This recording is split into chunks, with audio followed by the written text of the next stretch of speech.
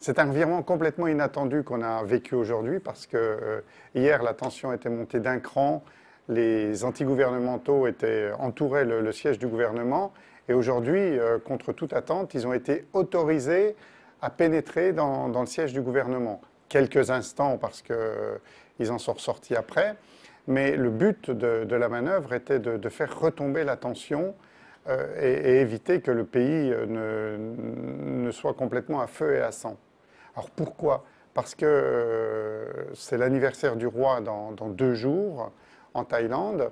Bhumibol fêtera son 86e anniversaire et à cette occasion, il faut que le pays affiche à la fois une unité, même si elle est de façade, et il faut surtout que le roi soit content de ce jour important. Ce qui provoque aujourd'hui la colère de la population, c'est que le gouvernement de Yingluck Shinawatra est jugé corrompu et surtout téléguidé par le frère de Yingluck, Thaksin Shinawatra, qui était Premier ministre et qui a été déposé en 2006 par un coup d'État militaire et qui aujourd'hui vit en exil et qui continue de gérer à la fois ses affaires en Thaïlande et surtout, on le soupçonne via une loi d'amnistie que sa sœur aurait présentée au Parlement, de vouloir revenir sans passer par la case tribunal et la case prison.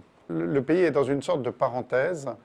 On attend surtout le discours du roi. C'est un discours qui chaque année fait référence parce que le roi en profite pour donner de grandes lignes.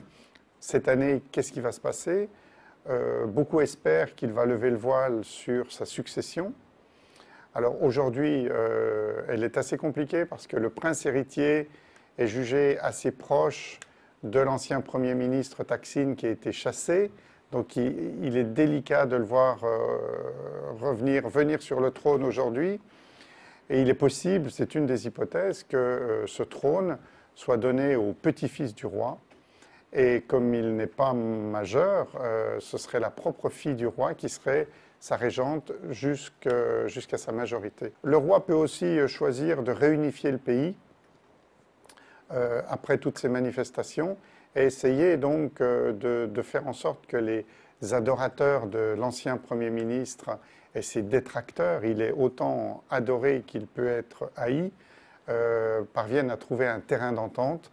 En tout cas, après l'anniversaire du roi, les négociations vont reprendre et donc on verra si les antigouvernementaux d'aujourd'hui réussissent à renverser le Premier ministre ou si une paix revient en Thaïlande.